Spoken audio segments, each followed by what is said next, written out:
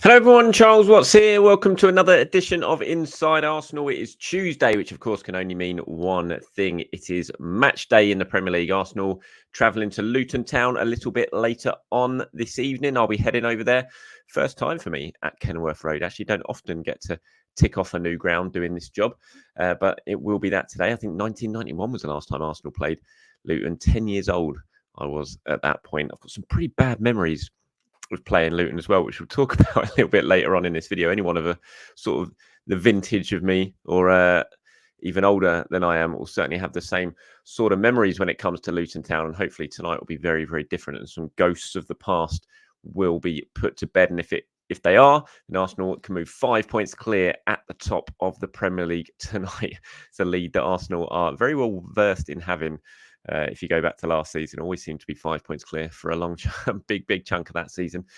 Hopefully this time, if it does happen, we can go on to achieve better things than how last season panned out. But big game for Arsenal, going there in a good run of form. 5 wins in a row in all comps at the moment. Chance to make it 6 tonight against a side that they're certainly expected to beat. And if they're going to win the title this season, then you'll want to be beating these sides. It's no foregone conclusion, of course. You just have to have a look back at what happened to Liverpool when they travelled to Luton just a few weeks ago. They needed a last-minute equaliser to scramble a point from Kenilworth Road. So it's not going to be easy by any means, but it is absolutely a game that Arsenal need to win. So we'll talk about quite a few things building up to that. We'll look at some team news. We'll look at what Mikel Arteta's had to say about it all, give my predicted 11, all that thing. Got some questions and comments from you guys as well. But I wanted to start today's show with some comments made by Mikel Arteta about Aaron Ramsdale and his future. Now, Ramsdale is in the headline. Well, he's always in the headlines, hasn't he? Basically, since the start of the season, from the moment David Raya arrived at Arsenal, Aaron Ramsdale and the Arsenal goalkeeper situation has been in the headlines.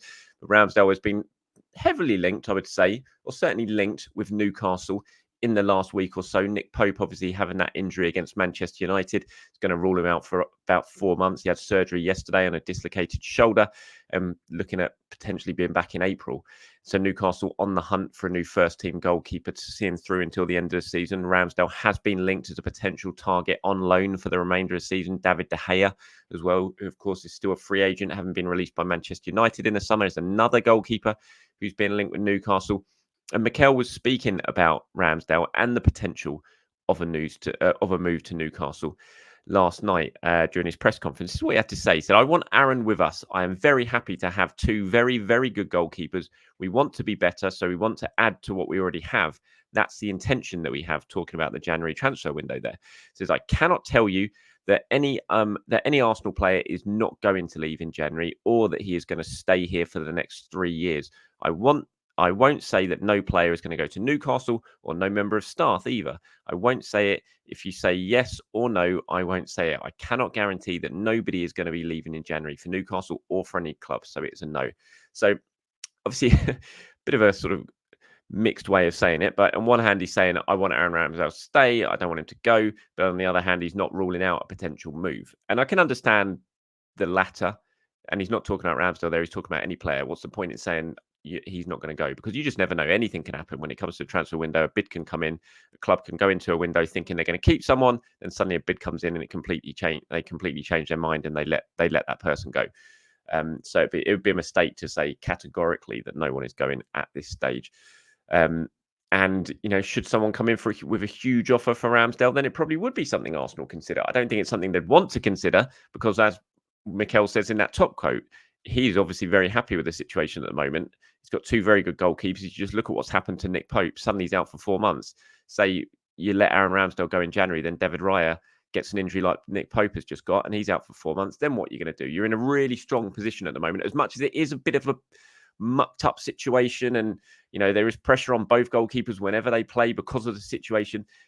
Strip that all away, and Arsenal have got 2 very good goalkeepers. If something was to happen to David Raya, Ramsdale could come in, and within a week or 2 weeks, without the added pressure of Raya being there because he's injured to be on the sidelines, you would think that Ramsdale will get through that, and then we'll see the goalkeeper that we saw last season, and Arsenal have got really good cover.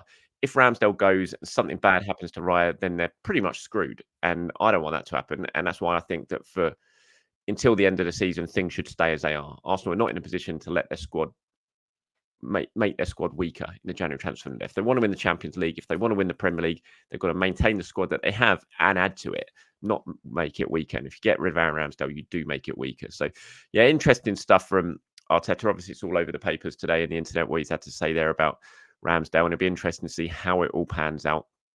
I can't. Why would you give Ramsdale to Newcastle on loan in January? It just doesn't make much sense to me. There, you're strengthening a rival when you're weakening yourselves over the second half of the season. Not for me, but let me know what you guys think. If a decent offer came in, if Newcastle did come knocking for Aaron Ramsdale in January, what do you think Arsenal's response should be? Please do let me know in the comments below.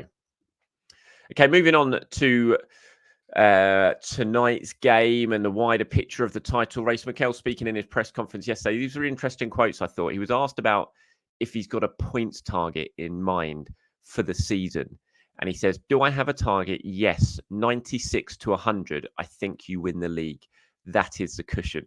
I mean, that is a high target if that's realistically what he's looking at this season. I don't think you need that this year. I really, really don't. I think 85 to 90 might win you the title this year. Certainly 85 to 95.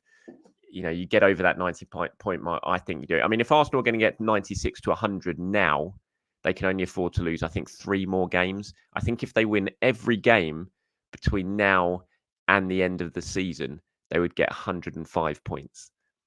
So I think 96 to 100 is pushing it.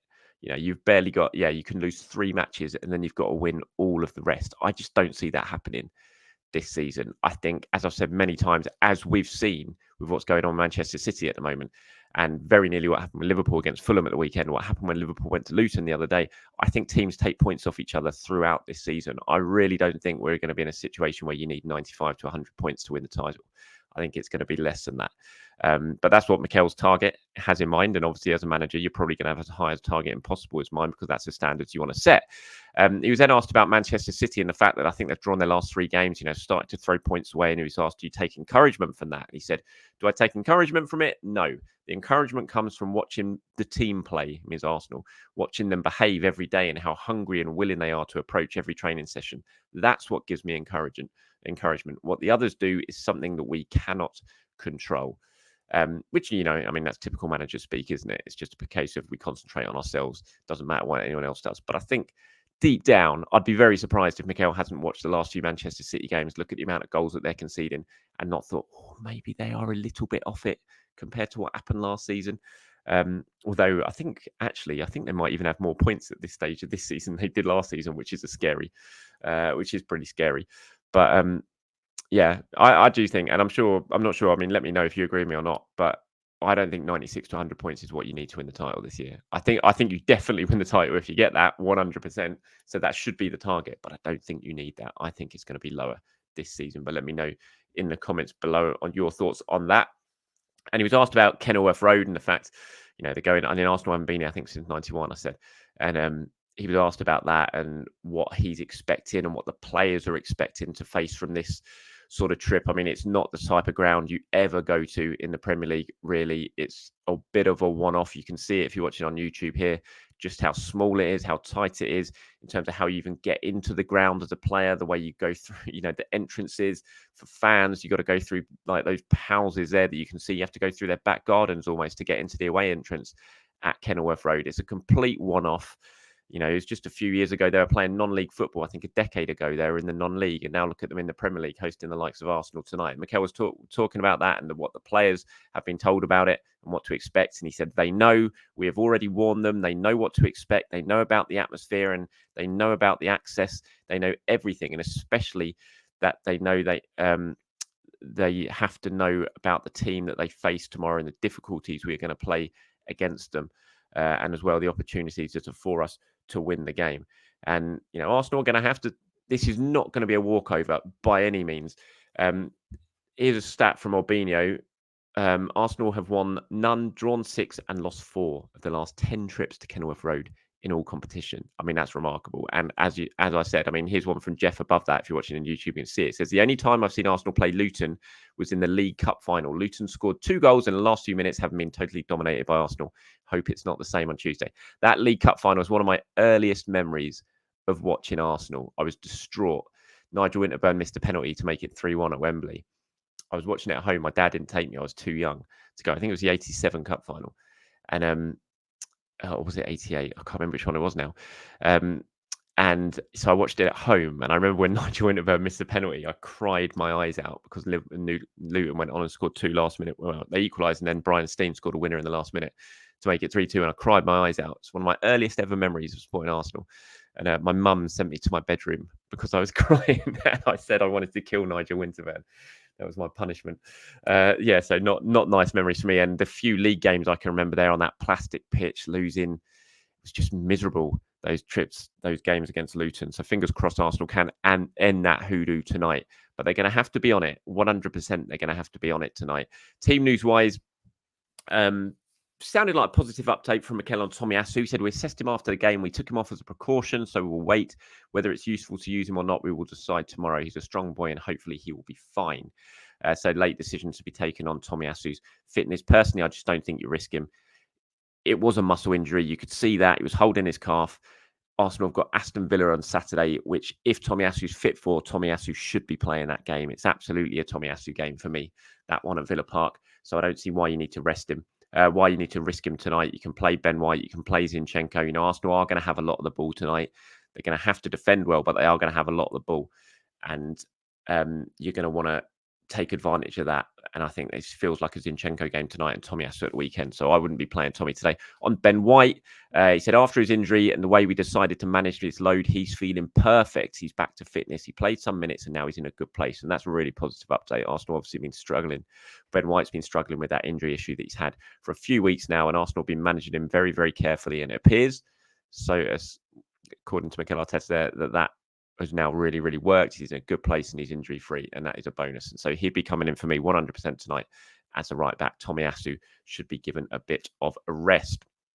So this is my predicted 11 that I've gone for tonight. I'm going with Raya in goal. I'm going with a back four of White, Saliba, Gabriel and Zinchenko. Midfield, I think Kai Havertz comes in for Leandro Trossard. So I'm going Rice, Odegaard and Trossard as a midfield three. And then up front, Saka, Jesus and Martinelli. Saw a stat today that Martinelli has only scored 1 goal in his last 18 Premier League games, and that Jesus, I think it was now, has gone. I should get this right. Hold on, let me just search for it. I've got it up here somewhere. Gabriel Jesus has gone 7 Premier League games without a goal or an assist, the joint longest run of his Premier League career. That's pretty mad to think about that. I mean, Jesus, obviously, I think during that time he's been on the bench. Sometimes he's been out wide, but that's still a pretty mad stat, especially when you think of his record in the Champions League this season when he's scoring every single time he plays.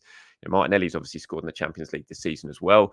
A couple of goals, but to go 18 games with only 1 goal in the Premier League for Martinelli, you know, it's 2 of your star forward line there, and Jesus and Martinelli have barely contributed in terms of goals for that amount of time. It shows how Arsenal are really sort of benefiting from spreading the goals around, the fact that they've got goal threats coming from everywhere now, because you would think they'd really be struggling with their forwards not finding the target as often than that. But yeah, this is my predicted 11 tonight, so let me know what you think, if you agree with it or not. So Raya, White, Saliba, Gabriel, Zinchenko, Rice, Odegaard, Havertz, Saka, Martinelli and Gabriel Jesus. Some people, I think I've got some comments and questions from you guys actually, you know, calling for more widespread rotation for that. And I do think they need to rotate, but I don't think a 4 or 5 player rotation is needed for this one. I think it's obviously Tuesday night, the game on Saturday. Then you've got a free week next week against, because you've got the PSV game where you can basically completely rotate who you want because it means nothing leading up to the Brighton game. So I do think there should be a couple of changes. It wouldn't, you know, I wouldn't be unhappy if I saw Kivior playing at left back tonight rather than Zinchenko, but I just think Zinchenko Arsenal could benefit from having Zinchenko in this because of the amount of ball that they're going to have. William Francis says, I hope all is good, Charles. I hope Tomiyasu's injury is not serious and he plays against Luton. Mikel should pick a strong team against Luton to thrash them, God willing, get 3 points. Have a great day. Arsenal rocks. John says, hi, Charles. I agree on rotation. MA should be doing a balancing act over the next 3 games. The third game is a dead rubber against PSV, where a lot of players will be rested. Villa is going to be tough to win than Luton, so I'd keep the same lineup as a Wolves game for that one and rotate some players for Luton. So for Luton, I'd bring in White and Havertz. Yep. Also bring in Nketiah, Jorginho, and maybe Kivior.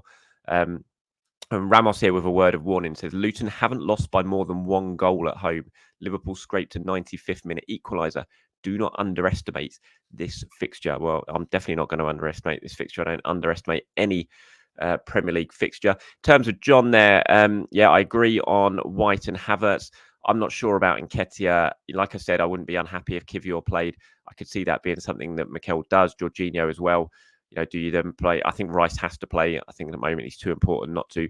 Maybe you could have Rice playing in the 8 role and have Jorginho at the number 6, but I think I've just got a feeling Havertz comes in for this one. I wouldn't play Nketiah. For me, I'd stick with Gabriel Jesus. Hasn't played that many minutes, Gabriel Jesus, this season. I think he should be fine to play 60. So I'd be going with him and bringing on Nketiah as a second half substitute. Talking on Nketiah, the real Nostradamus, or Danis says, hi, Charles. If Nketiah fails to perform against Luton, would you consider moving him on in January with a loan option to buy? I've been his hype man since 2016. I get a lot of stick in the Dublin supporters club on game days for being the guy who said Nketiah will be our killer finisher in years to come. 19 league goals and 102 appearances so far isn't the greatest by any stretch, although he's only played 3,830 minutes. No, I wouldn't consider moving him on in January. I don't think, and I said this earlier on in the show, any player, I just don't think Arsenal are in a position to weaken their squad in January. I think if Arsenal sign a new striker in January, brilliant, but I'd still keep Nketiah. I'd have all 3 of them, Jesus, Nketiah, and the new striker. But I don't think Arsenal are going to sign a striker, I have to say, in January. I'd be surprised. I think they will, but I think he'll do that in the summer. So for me, no, I wouldn't. Yeah, I still think Nketiah is an important part of the squad. I think he's got a big part to play this season. So no, I wouldn't. And I'm not even sure if he's going to start tonight either. Like I said, I've got a feeling Jesus still keeps his place in the starting 11 anyway. But this is the type of game where Nketiah does score goals and could score goals. So it wouldn't surprise me if he does get a start and he does score. But for me, I'd be going Gabriel Jesus for this one. All right, that's it from me. Thank you very much for watching or listening. As always, like I said, I will be at the match tonight, so you get all the usual live coverage from me on my social media. Not sure if I'll get time to do a video after the game because it's a very, very late kickoff. 8:15 kickoff's not going to finish till very, very late. So I doubt I'll do anything after the game from the press box in terms of videos, but I will be back in the morning, of course, to hopefully look in depth at what is another good Arsenal victory. Until then, everyone, have a very good day, and I'll speak to you soon.